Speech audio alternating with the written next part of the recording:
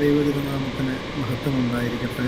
കർത്താവിൽ ഏറ്റവും സ്നേഹം നിറഞ്ഞവരെ, ഒരു സന്ധ്യായാമത്തിൽ കൂടെ കർത്താവിൻ്റെ മാറ്റമില്ലാത്ത മാധുര്യമേറിയ വചനത്തിൻ്റെ കീഴിലായിരിക്കുവാൻ ദൈവം നമുക്ക് ഭാഗ്യം നൽകിയിരിക്കുകയാണല്ലോ.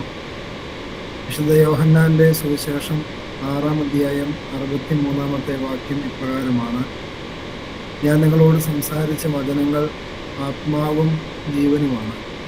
രണ്ട് കാര്യങ്ങളാണ് പറയുന്നത്: the spirit of God and the life of God. ഇത് രണ്ടും ചേർന്നതാണ് ദൈവത്തിൻ്റെ വചനം. നമ്മൾ ഈ കാത്തിരിപ്പിൻ്റെ നാടുകളിലൂടെ കടന്നു പോകുമ്പോൾ പരിശുദ്ധാത്മാവിൻ്റെ പുതുക്കത്തിനും ചൈതന്യത്തിനും നവീകരണത്തിനും നിറവിനും വേണ്ടി ആഗ്രഹിച്ച് മുന്നോട്ട് പോകുമ്പോൾ പ്രാർത്ഥനയിൽ യാചിക്കുന്നതിനോടൊപ്പം തന്നെ ദൈവത്തിൻ്റെ വചനത്തിൽ ധ്യാനാത്മകമായിരിക്കുമ്പോഴും ദൈവത്തിൻ്റെ ആത്മാവിൻ്റെ ചൈതന്യം കൊണ്ട് നിറയുമെന്ന വചനങ്ങളിൽ നമുക്ക് കണ്ടെത്താനായിട്ട് സാധിക്കും.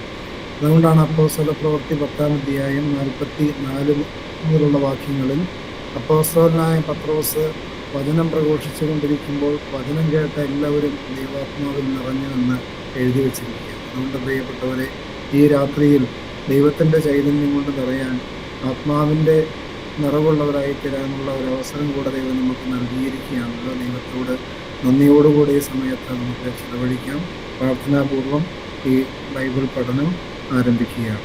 സ്വർഗസ്ഥനായ ഞങ്ങളുടെ പിതാവേ, നിന്റെ തിരുനാമം പരിശുദ്ധമാകപ്പെടണമേ. നിന്റെ രാജ്യം വരണമേ. നിന്റെ തിരുവിഷ്ടം സ്വർഗത്തിലെ പോലെ ഭൂമിയിലുമാകണമേ. ഞങ്ങൾക്ക് ആവശ്യമാകുന്ന അപ്പം എന്ന് ഞങ്ങൾക്ക് തരണമേ.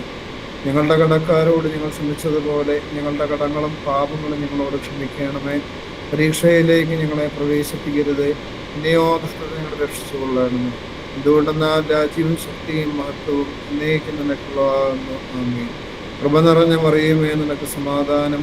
ഞങ്ങളുടെ കർത്താവ് നിന്നോടുകൂടെ സ്ത്രീകളിൽ നീ വാഴ്ത്തപ്പെട്ടവളാകുന്നു. നിന്റെ ഉദരഫലമായ യേശു മിശിഹ വാഴ്ത്തപ്പെട്ടവനാകുന്നു. ശുദ്ധമുള്ള കന്യക മറിയമേ, തമ്പുരാന്റെ അമ്മേ, പാപികളായ ഞങ്ങൾക്ക് വേണ്ടി ഇപ്പോഴെപ്പോഴും ഞങ്ങളുടെ മരണസമയത്ത് ദൈവം തമ്പുരാനോട് അപേക്ഷിച്ചു കൊള്ളണമേ. ആമേൻ.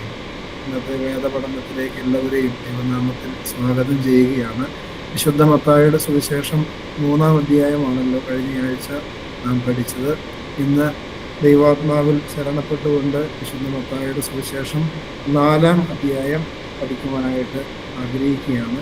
വിശുദ്ധ മത്തായിയുടെ സുവിശേഷം 4-ാം അധ്യായം നമുക്കറിയാം, പ്രധാനമായും യേശുക്രിസ്തുവിനെ സാത്താൻ പരീക്ഷിക്കുന്നതും ആ പരീക്ഷയിൽ യേശു വിജയം വരിക്കുന്നതും, പിന്നീട് യേശു തമ്പുരാൻ പരസ്യ ശുശ്രൂഷയ്ക്ക് ഇറങ്ങുകയും ആ പരസ്യ ശുശ്രൂഷയുടെ ആരംഭത്തിൽ തന്നെ പത്രോസിനെയും അന്ത്രയോസിനെയും യാക്കോബിനെയും യോഹന്നാനെയും തൻ്റെ ശിഷ്യഗണത്തിലേക്ക് വിളിച്ചു ചേർക്കുകയും ചെയ്യുന്ന ഭാഗമാണ് വിശുദ്ധ മത്തായിയുടെ സുവിശേഷം 4-ാം അധ്യായം. ഇതിൻ്റെ 1 മുതൽ 11 വരെയുള്ള വാക്യങ്ങളിലാണ് യേശു ക്രിസ്തുവിനെ സാത്താൻ മരുഭൂമിയിൽ വെച്ച് പരീക്ഷിക്കുന്നത്. ഒന്ന് വായിക്കാമോ? വിശുദ്ധ മത്തായി 4-ന്റെ 1 മുതൽ 11 വരെ. അനന്തരം പിശാചനാൽ പരീക്ഷിക്കപ്പെടുവാൻ യേശുവിനെ ആത്മാവ് മരുഭൂമിയിലേക്ക് നടത്തി. അവൻ 40 പകലും 40 രാവും ഉപവസിച്ച ശേഷം അവന് വിശന്നു. അപ്പോൾ പരീക്ഷകൻ അടുത്തു വന്നു, നീ ദൈവപുത്രനെങ്കിൽ ഈ കല്ലപ്പമായി തീരുവാൻ കൽപ്പിക്ക എന്ന് പറഞ്ഞു. അതിനവൻ, മനുഷ്യനപ്പം കൊണ്ട് മാത്രമല്ല ദൈവത്തിന്റെ വായിൽ കൂടി വരുന്ന സകല വചനം കൊണ്ടും ജീവിക്കുന്നു എന്ന് എഴുതിയിരിക്കുന്നു എന്നുത്തരം പറഞ്ഞു. പിന്നെ പിശാച് അവനെ വിശുദ്ധ നഗരത്തിൽ കൊണ്ടുപോയി ദൈവാലയത്തിന്റെ അഗ്രത്തിന്മേൽ നിർത്തി അവനോട്, നീ ദൈവപുത്രനെങ്കിൽ താഴ്ത്തോട്ട് ചാടുക, നിന്നെ കുറിച്ച് അവൻ തന്റെ ദൂതന്മാരോട് കൽപ്പിക്കും. അവൻ നിന്റെ കാൽ കല്ലിനോട് തട്ടാതെ വണ്ണം നിന്നെ കയ്യിൽ താങ്ങിക്കൊള്ളും എന്ന് എഴുതിയിരിക്കുന്നുവല്ലോ എന്ന് പറഞ്ഞു. യേശു അവനോട്, നിന്റെ ദൈവമായ കർത്താവിനെ പരീക്ഷിക്കരുത് എന്നും കൂടെ എഴുതിയിരിക്കുന്നു എന്ന് പറഞ്ഞു. പിന്നെ പിശാച് അവനെ ഏറ്റവും ഉയർന്ന ഒരു മലമേൽ കൂട്ടിക്കൊണ്ടുപോയി ലോകത്തിലുള്ള സകല രാജ്യങ്ങളെയും അവയുടെ മഹത്വത്തെയും കാണിച്ചു വീണു, എന്നെ നമസ്കരിച്ചാൽ ഇതൊക്കെയും നിനക്ക് തരാമെന്ന് അവനോട് പറഞ്ഞു. യേശു അവനോട്, സാത്താനെ, എന്നെ വിട്ടുപോ, നിന്റെ ദൈവമായ കർത്താവിനെ നമസ്കരിച്ച് അവനെ മാത്രമേ ആരാധിക്കാവൂ എന്ന് എഴുതിയിരിക്കുന്നുവല്ലോ എന്ന് പറഞ്ഞു. അപ്പോൾ പിശാച് അവനെ വിട്ടുപോയി. ദൂതന്മാർ അടുത്ത് വന്ന് അവനെ ശുശ്രൂഷിച്ചു. യോഹന്നാൻ 11 വരെ വായിച്ചാൽ മതി. പ്രിയപ്പെട്ടവരെ, യേശുക്രിസ്തുവിനെ ഇങ്ങനെയാണ് 1-ാമത്തെ വാക്യം: അനന്തരം പിശാചിനാൽ പരീക്ഷിക്കപ്പെടുവാൻ യേശുവിനെ ആത്മാവ് മരുഭൂമിയിലേക്ക് നടത്തി. ഞാൻ ഇന്നലത്തെ ധ്യാനത്തിലും പറഞ്ഞിരുന്നു, ഇത് ഏതാത്മാവാണ്? ദൈവത്തിന്റെ ആത്മാവ് തന്നെയാണ്. ദുരാത്മാവല്ല നയിക്കുന്നത്, പരിശുദ്ധാത്മാവ് തന്നെയാണ് പിശാചിനാൽ പരീക്ഷിക്കപ്പെടാൻ വേണ്ടി യേശുവിനെ മരുഭൂമിയിലേക്ക് നയിക്കുന്നത്. 1 പത്രോസ് 1-ാം അധ്യായം 6ഉം 7ഉം വാക്യങ്ങൾ പ്രകാരമാണ്. 1 പത്രോസ് 1-ാം അധ്യായം 6ഉം 7ഉം വാക്യങ്ങൾ. അതിൽ നിങ്ങൾ ഇപ്പോൾ അല്പനേരത്തേക്ക് നാനാ പരീക്ഷകളാൽ ദുഃഖിച്ചിരിക്കേണ്ടി വന്നാലും ആനന്ദിക്കുന്നു.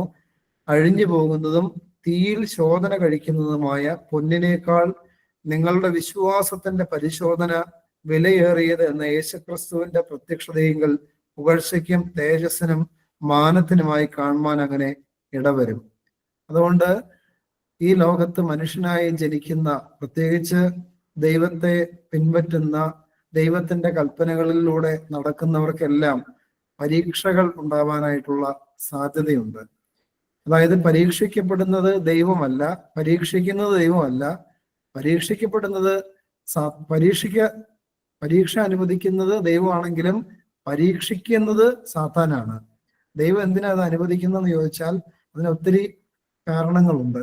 ഒന്ന്, ഇവിടെ പറയുകയാണ് വിശ്വാസത്തിന്റെ പരിശോധന വിലയേറിയതെന്ന് മനസ്സിലാക്കാൻ. അതായത് നമ്മുടെ വിശ്വാസത്തിന്റെ ആഴം എത്ര വലുതായി എന്ന്, അല്ലെങ്കിൽ അതിന്റെ ആഴം എത്രത്തോളം ഉണ്ടെന്ന് ശോധന ചെയ്യാൻ വേണ്ടി പരിശോധന ദൈവം അനുവദിക്കും. അതുകൊണ്ടാണ് ഇയ്യോബിന്റെ ജീവിതത്തിൽ സാത്താൻ തന്നെയാണ് അനുവാദം ചോദിക്കുന്നത്, ദൈവം അനുവദിച്ചു കൊടുക്കുന്നതല്ല. സാത്താൻ പോയി അനുവാദം ചോദിക്കുകയാണ്, നീ അവന്റെ ചുറ്റും വേലി കെട്ടിയിരിക്കില്ല, വേലി പൊളിച്ചു കഴിഞ്ഞ് അവനുള്ളതെല്ലാം നശിപ്പിച്ചാൽ അവന്റെ വിശ്വാസം ക്ഷയിച്ചു പോകുമെന്ന് പറഞ്ഞ് യേശുക്രിസ്തുവിൻ ദൈവത്തിന്റെ അടുത്ത് വാദിച്ചതിന് ശേഷം ദൈവം അത് അനുവദിച്ചു കൊടുക്കുകയാണ്. ഇത് തന്നെയാണ് നമ്മുടെയൊക്കെ ജീവിതത്തിലും സംഭവിക്കുന്നത്. അപ്പൊ ഈ പരീക്ഷ കടന്നു വരും. പക്ഷെ എന്ത് ചെയ്യണം? പരീക്ഷ സഹിക്കുന്നവർ. പിന്നീട് ഒരു വാക്യം കൂടെ ഉണ്ട്, തൊട്ട് മുൻപേ ഉള്ള അധ്യായം, വിശുദ്ധ യാക്കോബ് ശ്ലീഹായുടെ ലേഖനം 1-ാം അധ്യായം എടുക്കാമോ? വിശുദ്ധ യാക്കോബ് ശ്ലീഹായുടെ ലേഖനം 1-ാം അധ്യായം 12 മുതൽ 14 വരെയുള്ള വാക്യങ്ങൾ വായിക്കാമോ? വിശുദ്ധ യാക്കോബ് 1, 12 മുതൽ 14 വരെയുള്ള വാക്യങ്ങൾ.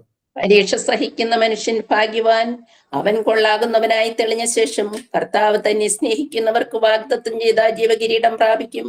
പരീക്ഷിക്കപ്പെടുമ്പോൾ ഞാൻ ദൈവത്താൽ പരീക്ഷിക്കപ്പെടുന്നു എന്ന് ആരും പറയരുത്.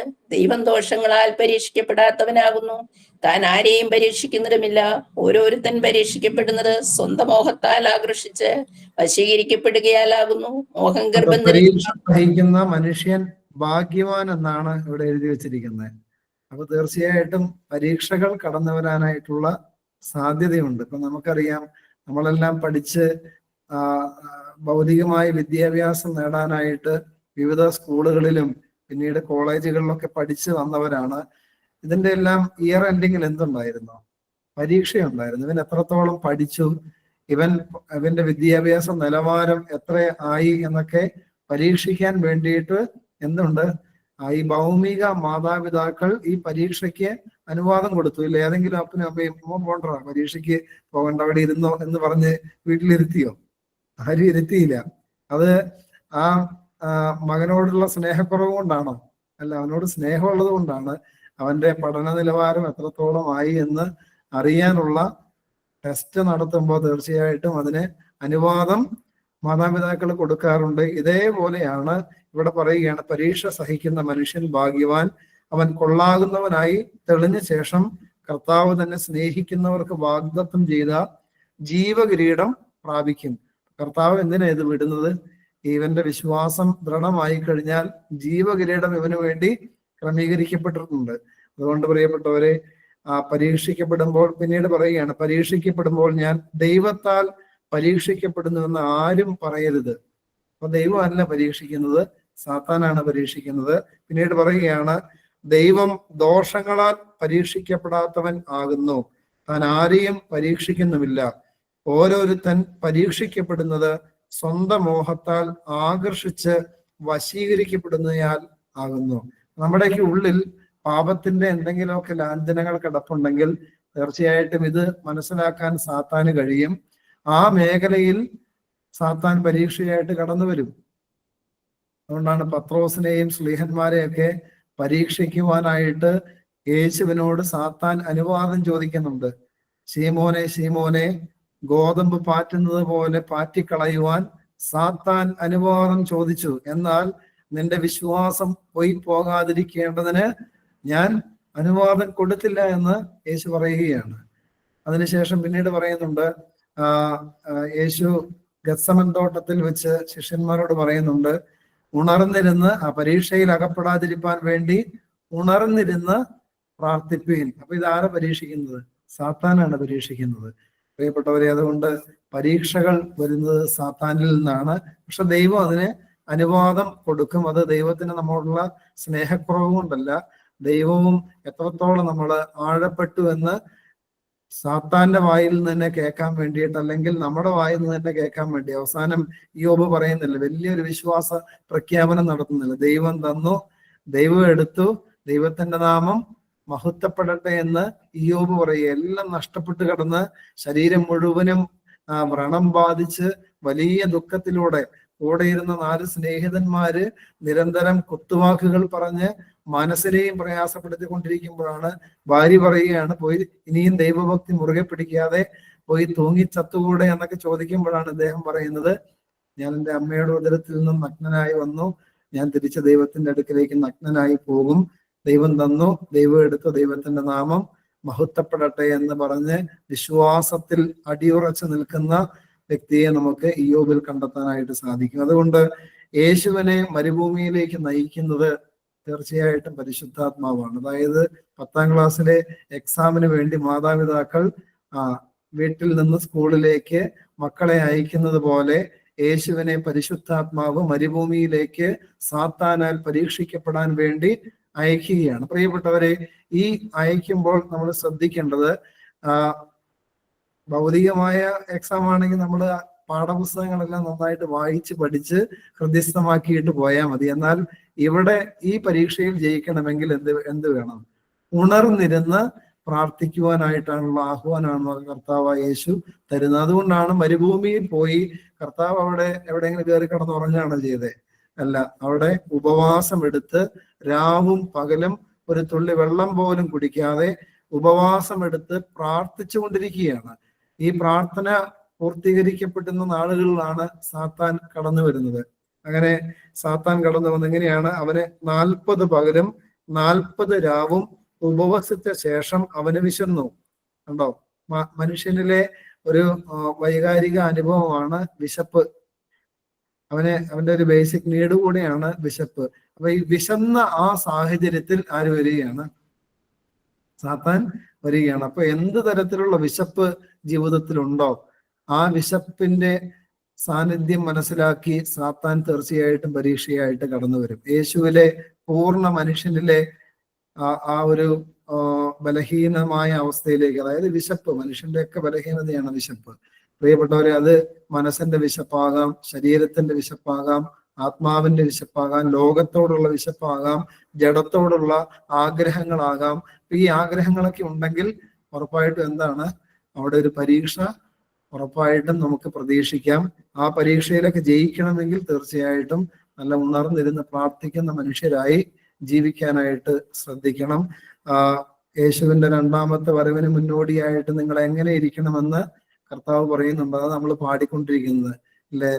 ചില സ്പെഷ്യൽ ഗീതങ്ങളില്ലാത്ത ഞായറാഴ്ചകളിൽ യജമാനൻ വരും അന്നേരത്ത് ഉണർവുള്ളവരായി തന്നെ ഏൽപ്പിച്ച ഡ്യൂട്ടീസ് ചെയ്തുകൊണ്ടിരിക്കുന്നവർ ഭാഗ്യവാന്മാർ. എന്നിട്ട് കർത്താവ് പറയാണ്, അവർക്ക് വേണ്ടിയുള്ള കിരീടം ക്രമീകരിക്കപ്പെട്ടിട്ടുണ്ടെന്നൊക്കെ ആ ഭാഗങ്ങളിൽ രേഖപ്പെടുത്തി വെച്ചിരിക്കുക. അതുകൊണ്ട് ഉണർന്നിരുന്ന് പ്രാർത്ഥിക്കണം എന്നുള്ള ഒരു ആഹ്വാനം കർത്താവ് നമുക്ക് തരുന്നുണ്ട്. നമ്മുടെ എല്ലാം വ്യക്തി ജീവിതത്തിൽ യേശു പൂർണ്ണ മനുഷ്യനായിരുന്നത് കൊണ്ടും ഒപ്പം തന്നെ പൂർണ്ണ ദൈവമായിരുന്നെങ്കിലും കർത്താവ് പ്രാർത്ഥനയ്ക്ക് വേണ്ടി ഒത്തിരി സമയം ചെലവഴിക്കുന്നുണ്ട്. അതുകൊണ്ടാണ് സാത്താന് മുമ്പിൽ ഒരിക്കലും യേശുവിനെ തലകുനിക്കേണ്ട ഒരു സാഹചര്യം വരുന്നേ ഉണ്ടായിട്ടില്ല. അവിടെ എല്ലാം സാത്താൻ എപ്പം പരീക്ഷയായിട്ട് വന്നോ അപ്പോഴെല്ലാം അവനെ പരാജയപ്പെടുത്തി അവന്റെ മുമ്പാകെ വിജയം വരിക്കാനായിട്ട് യേശുവിന് സാധിച്ചു. അതുകൊണ്ട് പ്രിയപ്പെട്ടവരെ, 1ാമത്തെ പരീക്ഷയാണ് 4ാമത്തെ വാക്യം. 3ാമത്തെ വാക്യം, നീ ദൈവപുത്രൻ എങ്കിൽ ഈ കല്ല് അപ്പമായി തീരുവാൻ കൽപ്പിക്ക എന്ന് പറഞ്ഞു. എത്ര ഈ പിശാച് അങ്ങനെയാണ് വന്ന് ഇടപെടുകയുള്ളൂ. അതായത് നേരിട്ട് ഒരു അപ്പം ഉണ്ടാക്കിയിട്ട് വേണമെങ്കിൽ കൊണ്ടുവന്ന് കൊടുക്കായിരുന്നല്ലോ. അങ്ങനെയാണോ ചെയ്തത്? അങ്ങനെയല്ല ചെയ്തത്. വളരെ വളഞ്ഞ വഴിയിലൂടെയാണ് ഈ പിശാചിന്റെ പ്രവർത്തനങ്ങൾ. പിശാച് പറയുകയാണ്, നീ ദൈവപുത്രനാണെങ്കിൽ, അല്ലെ, എന്തുമാത്രം ഒരു കുത്ത കൊടുക്കുന്നത് നോക്കി. നീ ദൈവപുത്രനാണെങ്കിൽ, അല്ലെങ്കിൽ നീ ക്രിസ്ത്യാനിയാണെങ്കിൽ, ഇപ്പൊ നീ ക്രിസ്ത്യാനിയാണെങ്കിൽ എന്നൊക്കെ പറഞ്ഞ് പലരും നമ്മളെ പ്രലോഭിപ്പിക്കും. ഈ നോമ്പിന്റെ കാലഘട്ടത്തിലൊക്കെ നമ്മളെ പ്രലോഭിപ്പിക്കാനായിട്ട് പലരും കടന്നു വരും. അത് ചിലപ്പോ നമ്മുടെ അയൽപക്കത്തെ ഒരു അച്ഛൻ പ്രസംഗിക്കുന്നത് കേട്ടിട്ടുണ്ട്. ഞാൻ എന്ന് ഉപവാസവും നോമ്പെടുക്കണമെന്ന് ആഗ്രഹിക്കുന്നോ അന്ന് എൻ്റെ തൊട്ട അയൽപക്കത്തെ വീട്ടുകാര് മീൻ വാങ്ങിയിട്ട് വറുത്ത് പൊരിച്ച് അതിന്റെ മണം അടിച്ച് അവസാനം ഞാൻ ചിലപ്പോൾ അതിനകത്തൊക്കെ വീണ് പോകാനുള്ള സാധ്യതയുണ്ടെന്നൊക്കെ അദ്ദേഹം പറയുന്നുണ്ട്. അതുകൊണ്ട് പ്രിയപ്പെട്ടവരെ, ഇങ്ങനെയുള്ള പരീക്ഷകൾ വരാനുള്ള സാധ്യത തീർച്ചയായിട്ടും നമുക്കുണ്ട്. അപ്പൊ യേശു അതിനെ എങ്ങനെയാണ് ആ പരീക്ഷയ്ക്ക് അതിനെ വിജയിക്കാനുള്ള ഒരു വഴി, ഏത് വഴിയിലൂടെയാണ് യേശു ആ പരീക്ഷയെ അതിജീവിക്കുന്നതെന്ന് നമുക്ക് കാണാം. തൊട്ട് താഴെ 4-ാമത്തെ വാക്യം, മനുഷ്യൻ അപ്പം കൊണ്ട് മാത്രമല്ല ദൈവത്തിന്റെ വായിൽ കൂടി വരുന്ന സകല വചനം കൊണ്ടും ജീവിക്കുന്നു. ഇത് പഴയ നിയമത്തിലെ ഒരു വചനമാണ്. ആവർത്തന പുസ്തകം 8-ാം അധ്യായം 3-ാമത്തെ വാക്യമാണ്. മനുഷ്യൻ അപ്പം കൊണ്ട് മാത്രമല്ല ദൈവത്തിന്റെ വായിൽ കൂടി വരുന്ന സകല വചനം കൊണ്ടും ജീവിക്കുന്നു എന്ന് എഴുതിയിരിക്കുന്നു. അങ്ങനെ തന്നെയാണ് മത്തായി ശ്ലീഹ എഴുതി വെക്കുന്നത്, എന്ന് എഴുതിയിരിക്കുന്നു. ഈ ഒരു വാക്യമാണ് യേശു ആർക്കെതിരെ ഉപയോഗിക്കുന്നത്? സാത്താന് എതിരെ ഉപയോഗിക്കുന്നത്. നമുക്ക് ഇതിന്റെ ഡീറ്റെയിൽ ആയിട്ട് അവസാനം പറയാം. രണ്ടാമത്തെ പരീക്ഷയാണ് 5-ാമത്തെ വാക്യം. പിന്നെ പിശാച് അവനെ വിശുദ്ധ നഗരത്തിൽ കൊണ്ടുപോയി ദേവാലയത്തിന്റെ അഗ്രത്തിന്മേൽ നിർത്തി അവനോട്, നീ ദൈവപുത്രനെങ്കിൽ താഴത്തേക്ക് ചാടുക എന്ന് യേശുവിനോട് പറയുകയാണ്. അതിന്റെ കൂടെ സാത്താൻ 91-ാം സങ്കീർത്തനത്തിൽ ഒരു വചനം കൂടെ ആഡ് ചെയ്ത് വെക്കുന്നുണ്ട്. ആ വചനമാണ് തൊട്ട് താഴെ 6-ാമത്തെ വാക്യം ഒന്ന് വായിച്ചേ.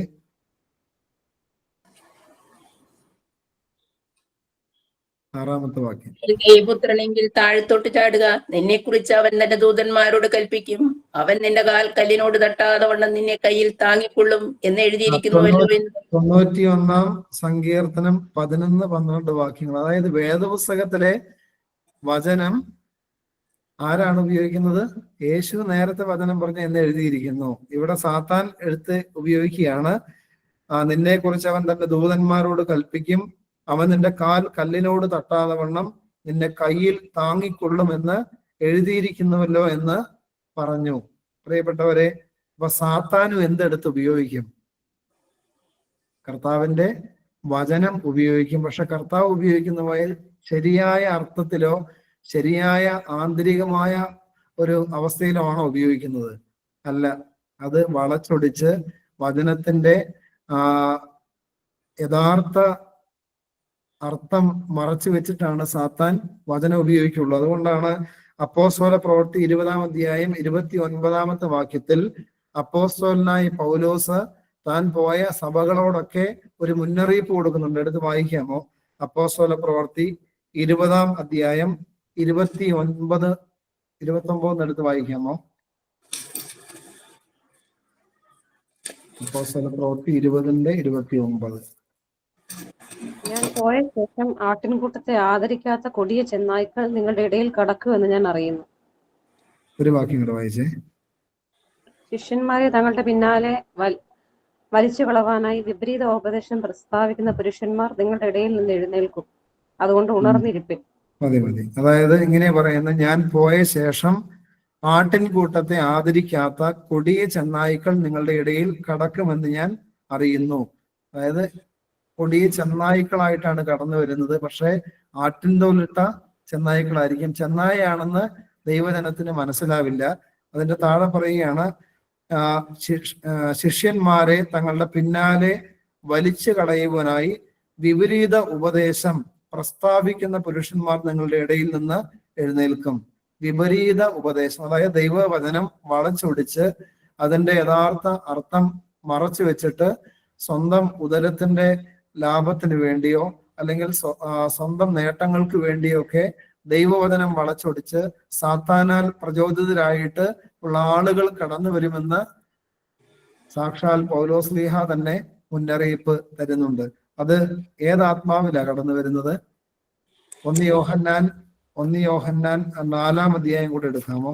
1 യോഹന്നാൻ 4-ാം അധ്യായം 1-2 വാക്യങ്ങൾ, 1 മുതൽ 3 വരെയുള്ള വാക്യങ്ങൾ വായിക്കാമോ? 1 യോഹന്നാൻ 4-ന്റെ 1 മുതൽ 3 വരെ. പ്രിയമുള്ളവരെ, കള്ളപ്രവാചകന്മാർ പലരും ലോകത്തിലേക്ക് പുറപ്പെട്ടിരിക്കാൻ ഏതാത്മാവിനെയും വിശ്വസിക്കാതെ ആത്മാക്കൾ ദൈവത്തിൽ നിന്നുള്ളവയോ എന്ന് ശോധന ചെയ്യുവിൻ. ദൈവാത്മാവിനെ ഇതിനാൽ അറിയാം, യേശുക്രിസ്തു ജഡത്തിൽ വന്നു എന്ന് സ്വീകരിക്കുന്ന ആത്മാവൊക്കെയും ദൈവത്തിൽ നിന്നുള്ളത്. യേശുവിനെ സ്വീകരിക്കാത്ത യാതൊരു ആത്മാവും ദൈവത്തിൽ നിന്നുള്ളതല്ല. അത് എതിർ ക്രിസ്തുവിന്റെ ആത്മാവ് തന്നെ. അത് വരും എന്ന് നിങ്ങൾ കേട്ടിട്ടുണ്ടല്ലോ, അതിപ്പോൾ തന്നെ ലോകത്തിലുണ്ട്.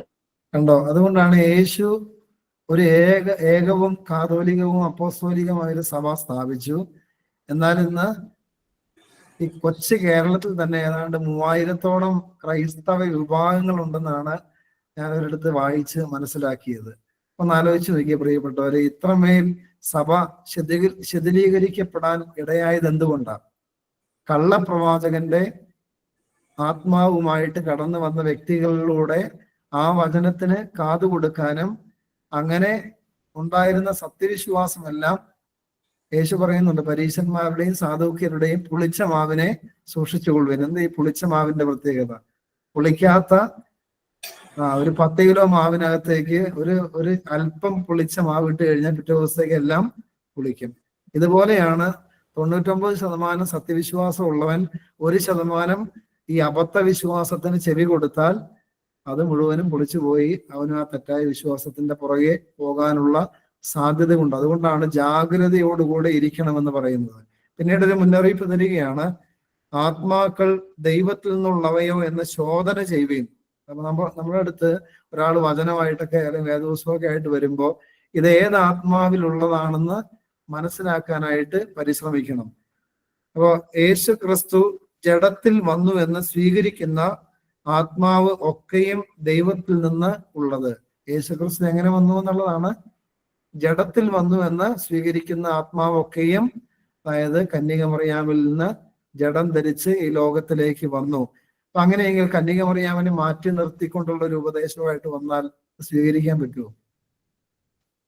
അത് സ്വീകരിക്കാൻ പറ്റില്ല. കാരണം ദൈവത്തിന്റെ വചനം വളരെ വ്യക്തമായിട്ട് മുന്നറിയിപ്പ് തരുന്നുണ്ട്. യേശു ക്രിസ്തു ജഡത്തിൽ നിന്ന് വന്നു എന്ന് സ്വീകരിക്കുന്ന ആത്മാവൊക്കെയും ദൈവത്തിൽ നിന്ന് ഉള്ളതാണ്. അപ്പൊ കന്യകമറിയാമിനെ അംഗീകരിക്കാത്തവൻ ഏതാത്മാവിലായിരിക്കും? തീർച്ചയായിട്ടും ദൈവാത്മാവിലല്ല. ദൈവം ആദരിച്ചവളെ ആദരിക്കാതിരിക്കുന്നത് ദൈവം അങ്ങനെ ചെയ്യുമോ? ആ ഒരു പരിപാടി ചെയ്യുമോ? ചെയ്യില്ല. ദൈവം ആദരിച്ച് ഉയർത്തിയവളെ ബഹുമാനിക്കണമെന്നും ആദരിക്കണമെന്നും ദൈവം ആഗ്രഹിക്കുന്നുണ്ട്. അതുകൊണ്ട് പ്രിയപ്പെട്ടവരെ, ഏത് ആത്മാക്കളും വന്ന് പ്രസംഗിക്കുമ്പോഴൊക്കെ നമ്മൾ ആദ്യം പരിശോധിച്ച് നോക്കാനാണ് ദൈവത്തിന്റെ വചനം പറയുന്നത്. ഏത് ആത്മാവിലാണ് അവർ പ്രസംഗിക്കുന്നതെന്ന് മനസ്സിലാക്കണം. ഇത് മനസ്സിലാക്കണമെങ്കിൽ നമുക്ക് നല്ല ആത്മനിറവും ജ്ഞാനവും ഉണ്ടാകണം. ഇല്ലെങ്കിൽ മനസ്സിലാവില്ല.